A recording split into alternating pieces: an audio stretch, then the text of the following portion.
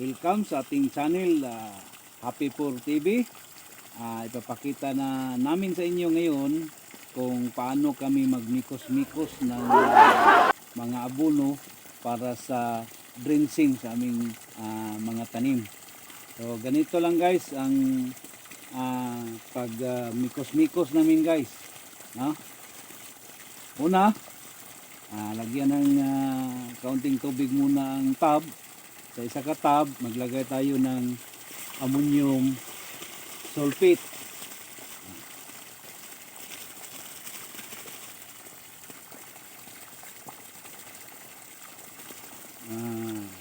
Isang kilot kalahati mga guys. Minimeasure na natin ito para sa isang tub. So, pagkatapos nito,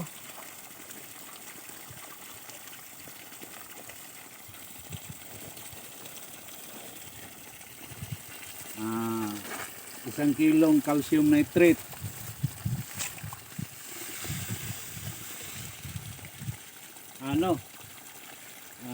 Epsom salt pala ito guys. Epsom salt. Itong kasunod,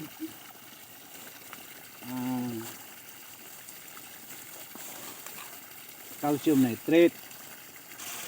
6 na lata ng sardinas. Yung maliit na sardinas, no? 3, 4, 5,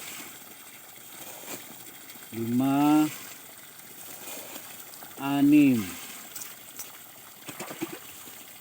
Ang kagandahan nitong calcium nitrate guys ay makatutulong ito sa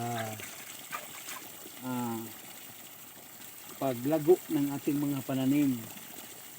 At ito ang last mga kahapi, chicken dung, no? Hindi naman ito siguro chicken manure dahil ang manok ay hindi naman tumae, umiipot man lang. So ang right term siguro nito chicken dung. So yun lang ang pagmikos-mikos mga guys. Pagkatapos halo-haloin lang yan, mikos-mikosin at saka punuin itong tub.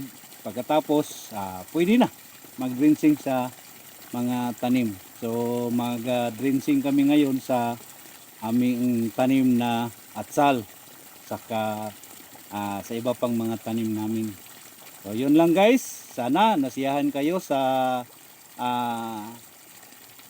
vlog na ito. Saka kung gusto nyo, pwede pakipindot na lang ng subscribe button at notification bell. Saka sana mag-like kayo. At bye bye, magandang umaga po sa lahat. Happy for farming.